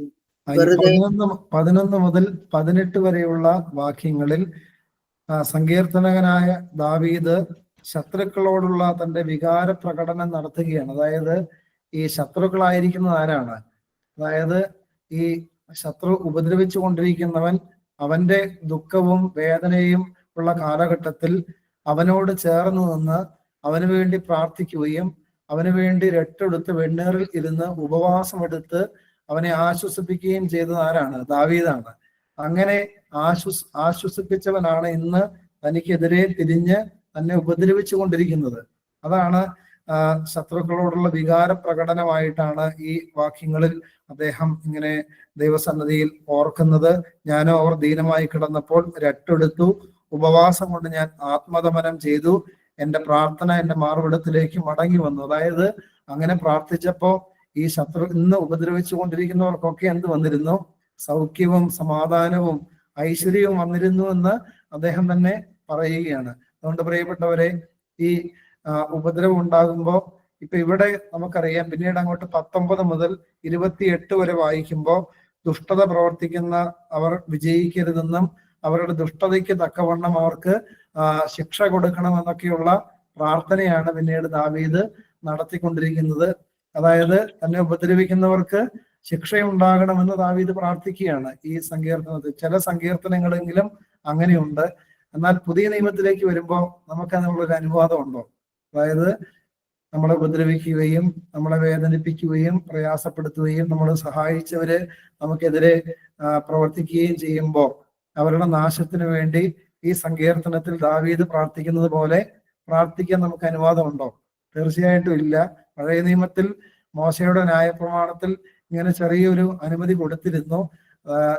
കണ്ണിന് പകരം കണ്ണ്, പല്ലിന് പകരം പല്ല്, അങ്ങനെയുള്ള ചില അനുമതി കൊടുത്തിരുന്നു. പ്രതികാരം ചെയ്യാനായിട്ടുള്ള ചെറിയ തോതിലുള്ള ഒരു അനുമതി കൊടുത്തിരുന്നു പ്രിയപ്പെട്ടവർ. എന്നാൽ പുതിയ നിയമത്തിലേക്ക് വരുമ്പോൾ യേശു ആ അനുമതി എല്ലാം എടുത്തു നീക്കുന്നുണ്ട്. നിന്റെ ഒരു കാരണത്തടിക്കുന്നവന് മറ്റേതും കാണിച്ചു കൊടുക്കാനും, നിന്നെ ഉപദ്രവിക്കുന്നവർക്ക് വേണ്ടി പ്രാർത്ഥിക്കാനും, നിന്റെ ശത്രുക്കൾക്ക് വേണ്ടി അവരെ ഓർത്ത് ദൈവസന്നിധിയിൽ പ്രാർത്ഥിക്കാനുമാണ് കർത്താവ് നമ്മളോട് ആവശ്യപ്പെടുന്നത്. അതുകൊണ്ട് ഈ സങ്കീർത്തനം പഴയ നിയമത്തിൽ ദാവീദിന്റെ കാലഘട്ടത്തിലുള്ളതായതുകൊണ്ട് പ്രതികാരത്തിന് വേണ്ടിയുള്ള പ്രാർത്ഥനയും അപേക്ഷയൊക്കെ ഇവിടെ ഉണ്ട്. പക്ഷെ നമുക്ക് പ്രതികാരത്തിന് വേണ്ടി പ്രാർത്ഥിക്കാൻ നമുക്ക് അനുവാദമില്ല. നമ്മൾ ഉപദ്രവിക്കുന്നവർക്കും നമ്മളെ വേദനിപ്പിക്കുന്നവർക്കും നമ്മളെ പറ്റി പഴി പറയുന്നവർക്കും എല്ലാം വേണ്ടി അവരുടെ അനുഗ്രഹത്തിനും അവരുടെ ആത്മരക്ഷയ്ക്കും വേണ്ടി പ്രാർത്ഥിക്കുക എന്നുള്ള വലിയൊരു ചുമതല, ഉത്തരവാദിത്വ ബോധമാണ് യേശു നമ്മളെ ഏൽപ്പിച്ചിരിക്കുന്നതെന്ന് നമ്മൾ മനസ്സിലാക്കണം. അങ്ങനെ നമുക്ക് ചെയ്യാൻ കഴിയണമെങ്കിൽ നമുക്ക് എന്ത് വേണം?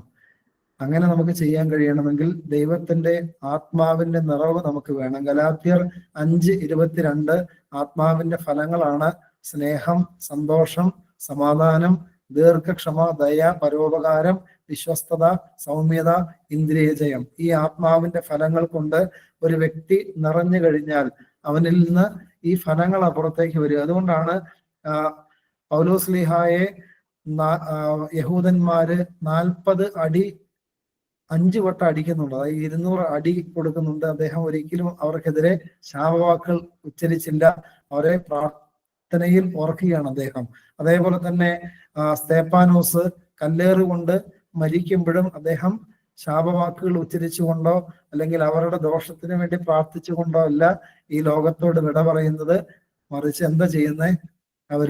അദ്ദേഹം അവർക്ക് വേണ്ടി പ്രാർത്ഥിക്കുകയാണ്. കർത്താപിതാവേ, ഇവരുടെ പാപം ഇവരുടെ മേൽ നിർത്തരുതേ എന്ന് പ്രാർത്ഥിച്ചുകൊണ്ടാണ്, അവരെ അനുഗ്രഹിച്ചുകൊണ്ടാണ് ഈ ലോകത്തിൽ നിന്ന് വിട പറയുന്നത്. അതുകൊണ്ട് പ്രിയപ്പെട്ടവർ, ഇങ്ങനെ ഒരു അനുഭവത്തിലേക്കൊക്കെ വളരണമെങ്കിൽ തീർച്ചയായിട്ടും ദൈവാത്മാവിന്റെ നിറവ് നമുക്ക് കൂടിയേ തീരൂ. അതിനുവേണ്ടിയാണ് പെന്തിക്കോസ്തി അനുഭവം ദൈവം നമുക്ക് മുമ്പാകെ വെച്ചിരിക്കുന്നത്. ആഗ്രഹിക്കുന്നവർക്ക്, ചോദിക്കുന്നവർക്ക്, ദാഹിക്കുന്നവർക്കെല്ലാം ഈ പരിശുദ്ധാത്മാവിന്റെ ചൈതന്യം തരാൻ ദൈവം സന്നദ്ധനാണ്. പക്ഷെ ദാഹിക്കാത്തവനും ആഗ്രഹിക്കാത്തവനും ഈ ആത്മാവിനെ ലഭിക്കുമെന്ന് ആരും പ്രതീക്ഷിക്കരുത്. ദാഹത്തോടെ അതിനുവേണ്ടി എത്രമേൽ മുന്നോട്ട് പോകാൻ തയ്യാറാണോ അത്രമേൽ ആത്മാവിനെ അളവ് കൂടാതെ തരുമെന്ന് വചനത്തിൽ പഠിപ്പിക്കുകയാണ്. ഏലീശ എന്ന പ്രവാചകനെ പഴയ നിയമത്തിൽ നമുക്കറിയാം. ഏലിയ പ്രവാചകൻ സ്വർഗത്തിലേക്ക് എടുക്കപ്പെടാൻ പോകുന്നുവെന്ന് മനസ്സിലാക്കുമ്പോൾ അദ്ദേഹം ഏലിയ പ്രവാചകന്റെ പുറകെ തന്നെ നടക്കുകയാണ്. എവിടേക്കും വിട്ടുമാറാതെ നടക്കുകയാണ്. ഏലിയ പലപ്പോഴും അദ്ദേഹത്തെ മാറ്റി നിർത്താൻ പരിശ്രമിക്കുകയാണ്. അതായത്, എന്നോട് ദൈവം പറയുന്നുണ്ട് യോർദാന്റെ കരയിലേക്ക് പോകാൻ പറയുകയാണ്. നീ ഇവിടെ നിന്നാ മതി, നീ ഇവിടെ നിന്ന് ഇവിടെ സ്വസ്ഥമായിട്ട് ഇരുന്നാ മതി, ഞാൻ പോയിട്ട് മടങ്ങി വരാന്ന് പറയുമ്പോൾ ഏലീശയ്ക്ക് അറിയാം എപ്പോ വേണമെങ്കിലും ദൈവം ഈ മനുഷ്യനെ സ്വർഗത്തിലേക്ക് അഗ്നിരഥത്തിൽ എടുത്തുകൊണ്ട് പോകുമെന്നുള്ള ഒരു ജ്ഞാനം, ഒരു ദർശനം ഈ മനുഷ്യന്റെ ഉള്ളിൽ ഉള്ളത് കൊണ്ട് വിട്ടുമാറാതെ നടക്കുകയാണ്. അങ്ങനെ വിട്ടുമാറാതെ നടന്ന് 3-4 സ്ഥലങ്ങളിലേക്ക് പോയതിനു ശേഷം ഏലിയ ചോദിക്കുകയാണ്, ഏലീശായെ നിനക്ക് എന്താ വേണ്ടത്? അപ്പോ ഏലീശ പറയുകയാണ്, എന്താ പറയുന്നത്? ഏലീശ പറയുകയാണ്, കയ്യിലുള്ള സ്വർണ്ണനാണയം എനിക്ക് വേണം. ആണോ? അല്ല.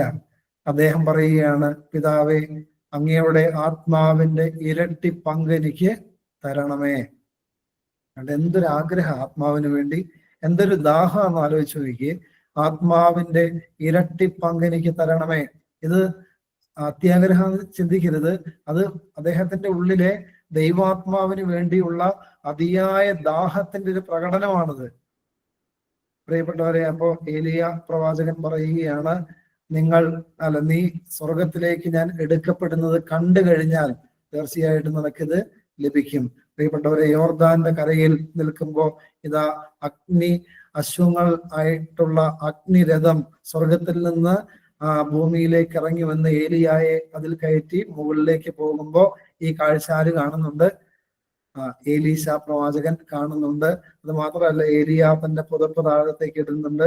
ആ പുതപ്പെടുത്ത് കയ്യിൽ പിടിച്ചിട്ട് യോർദാന്റെ മറുകരയ്ക്ക് പോകാൻ വേണ്ടി ആ പുതപ്പ് എടുത്ത് വെള്ളത്തിലടിച്ചിട്ട് ഇങ്ങനെ പറയുകയാണ്, ഏലിയായുടെ ദൈവം എവിടെ?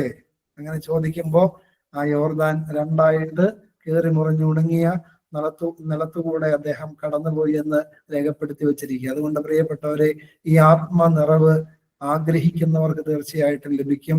ആഗ്രഹിക്കാത്തവർക്ക് ഈ ആത്മ നിറവ് ഒരിക്കലും ലഭിക്കില്ല. അതുകൊണ്ട് ഇനി ആകെ ഒരു സന്ധ്യ മാത്രമേ നമ്മുടെ മുമ്പിലുള്ളൂ. നാളെ പെന്തിക്കോസ്തി ശുശ്രൂഷയിൽ ഈ വാഴ്ത്തിയ പ്രാർത്ഥിച്ച് ഒരുക്കി ആ വെള്ളം തളിക്കുമ്പോൾ ദൈവാത്മാവിന്റെ പുതുക്കം, അതായത് മാമോദീസായിൽ ഒരു ജലസ്നാനത്തിൽ സ്വീകരിച്ച ആത്മാവിന്റെ ചൈതന്യം അത് കെട്ടുകിടക്കുകയാണ്. ആ ചൈതന്യം വീണ്ടും ഉജ്ജീവിപ്പിക്കാൻ, ജ്വലിപ്പിക്കാൻ വേണ്ടിയിട്ടാണ് വീണ്ടും ഒരു ജലത്തിന്റെ തളുപ്പ്, പ്രാർത്ഥനാ ജലത്തിന്റെ തളുപ്പ് ദൈവം തരുന്നത്. അതുകൊണ്ട് ആ തളുപ്പ് സ്വീകരിച്ച് ആത്മാവിന്റെ ചൈതന്യത്തിൽ നിറഞ്ഞവരായി തീരാൻ ദൈവം നമുക്കെല്ലാവർക്കും ഭാഗ്യം നൽകട്ടെ എന്ന് പ്രാർത്ഥിക്കുന്നു. പ്രാർത്ഥനാപൂർവം നാളത്തെ ശുശ്രൂഷകളിൽ സംബന്ധിക്കണമേ. 7 മണിക്ക് പ്രഭാത നമസ്കാരം തുടങ്ങുമല്ലോ. നേരത്തെ വന്ന് ശുശ്രൂഷകളിൽ സംബന്ധിക്കുവാനായിട്ട് എല്ലാവരും ശ്രദ്ധിക്കണമേ. ദൈവം എല്ലാവരെയും അനുഗ്രഹിക്കട്ടെ. നമുക്ക് പ്രാർത്ഥിച്ച് അവസാനിപ്പിക്കാം. കാരുണ്യവാനായ യേശുവേ, കർത്താവായ യേശു മിശിഹായെ, പരിശുദ്ധാത്മാവ് തന്നെ മരുഭൂമിയിലേക്ക് പിശാചിനാൽ പരീക്ഷിക്കപ്പെടാൻ വേണ്ടി അയക്കുന്നതായിട്ട് നിങ്ങൾ കാണുന്നുവല്ലോ. ദൈവമേ, അവിടെ ഉപവാസത്തോടും പ്രാർത്ഥനയോടും കൂടെ ആയിരുന്നത് പോലെ യേശുവേ, ഉപവാസവും പ്രാർത്ഥനയും ജാഗ്രതയും ഉണർവുമുള്ള മനുഷ്യരായി ജീവിക്കാൻ ഞങ്ങളെ സഹായിക്കണമേ. യേശുവിനെ 3 തവണ പരീക്ഷിച്ചപ്പോഴും 3 വചനങ്ങൾ എടുത്ത് വെട്ടി സാത്താനെ പരിക്കേൽപ്പിച്ചാണല്ലോ യേശു വിജയം വരിക്കുന്നത്. കാരുണ്യവാനായ ദൈവമേ, ആവർത്തന പുസ്തകം 6-ാം അധ്യായം 6-ഉം 7-ഉം വാക്യങ്ങളിലൂടെ ഞങ്ങളോട് അവിടുന്ന് കൽപ്പിച്ച വചനപ്രകാരം ഇന്ന് ഞാൻ നിങ്ങളോട് കൽപ്പിച്ച വചനങ്ങൾ നിന്റെ ഹൃദയത്തിൽ ഇരിക്കണം. അത് നീ നിന്റെ മക്കൾക്ക് പഠിപ്പിച്ചു കൊടുക്കണം. നീ വഴി നടക്കുമ്പോഴും കിടക്കുമ്പോഴും എഴുന്നേൽക്കുമ്പോഴും അവയെ കുറിച്ച് സംസാരിക്കണമെന്ന് അങ്ങ് അരുളി ചെയ്തിട്ടുണ്ടല്ലോ. അതിൻ പ്രകാരം അങ്ങയുടെ വചനങ്ങൾ പഠിക്കാനും അത് ഹൃദയസ്ഥമാക്കാനും വചനപ്രകാരം ജീവിക്കാനും വചനമെന്ന ആത്മാവിന്റെ വാളെടുത്ത് സാത്താനോട് പോരാടി പരീക്ഷയിൽ ജയിക്കാനും അങ്ങനെ പരീക്ഷയിൽ ജയിച്ചു കഴിയുന്നവർക്ക് ലഭിക്കുന്ന ജീവകിരീടം പ്രാപിപ്പാനും ഞങ്ങളെ ഓരോരുത്തരെയും അങ്ങ് സഹായിക്കണമേ. 119-ാം സങ്കീർത്തനം 11-ാമത്തെ വാക്യം, ദൈവമേ, ഞാൻ നിന്നോട് പാപം ചെയ്യാതിരിക്കേണ്ടതിന് നിന്റെ വചനം എന്റെ ഹൃദയത്തിൽ സൂക്ഷിച്ചിരിക്കുന്നു എന്ന് സങ്കീർത്തനക്കാരൻ പറയുന്നത് പോലെ പാപം ചെയ്യാതെ നിർമ്മലരായി വിശുദ്ധരായി ജീവിക്കാൻ അങ്ങയുടെ വചനം ഹൃദയത്തിൽ സൂക്ഷിക്കാൻ ഞങ്ങളെ ഓരോരുത്തരെയും അവിടുന്ന് സഹായിക്കണമേ. ദൈവമേ, പിന്നീട് യേശുതമ്പുരാൻ സ്വർഗരാജ്യം സമീപിച്ചിരിക്കാൻ മാനസാന്തരപ്പെടുവെന്ന ആഹ്വാനത്തോടുകൂടെ തന്റെ പരസ്യ ശുശ്രൂഷ ആരംഭിക്കുന്നു. ദൈവമേ, മാനസാന്തരത്തിന്റെ ഫലം പുറപ്പെടുവിക്കുവാൻ ഞങ്ങളെ ഓരോരുത്തരെയും അവിടുന്ന് ആത്മാവിൽ നിറച്ച് പശ്ചാത്താപവും അനുതാപത്തിന്റെ കണ്ണുനീരും തന്ന് ഞങ്ങളെ സക്കായിയെ പോലെ മാനസാന്തരത്തിന്റെ പാതയിലേക്ക് നയിക്കണമെന്ന് അങ്ങയോട് യാചിക്കുന്നു. 35-ാം സങ്കീർത്തനത്തിൽ കർത്താവെ, ദാവീദിന് ലഭിക്കുന്ന വേദനകളിലും കഷ്ടതകളിലുമെല്ലാം അദ്ദേഹം സഹായത്തിന് വേണ്ടി പ്രാർത്ഥിക്കുന്നത് പോലെ ദൈവമേ, ഞങ്ങൾക്ക് എതിരെ ഉണ്ടാകുന്ന ഉപദ്രവങ്ങളിൽ നിന്നും പ്രയാസങ്ങളിൽ നിന്നുമെല്ലാം സംരക്ഷണത്തിന് വേണ്ടി ഞങ്ങളും പ്രാർത്ഥിക്കുന്നു. എന്നാൽ ദൈവമേ, ദാവീദ് പ്രതികാരത്തിന് വേണ്ടി നിലവിളിച്ചതുപോലെ നിലവിളിക്കാനുള്ള അനുവാദം ഞങ്ങൾക്ക് അവിടുന്ന് നൽകിയിട്ടില്ലല്ലോ. അതുകൊണ്ട് ഉപദ്രവിക്കുന്നവരെയും പ്രയാസപ്പെടുത്തുന്നവരെയും ഞെരുക്കുന്നവരെയും എല്ലാം ദൈവസന്നദ്ധിയിൽ അവരുടെ അനുഗ്രഹത്തിന് വേണ്ടി അവരുടെ മാനസാന്തരത്തിന് വേണ്ടി പ്രാർത്ഥിക്കുവാനുള്ള വലിയൊരു ആത്മാഭിഷേകം ഞങ്ങൾക്ക് തന്ന് അനുഗ്രഹിക്കണമേ.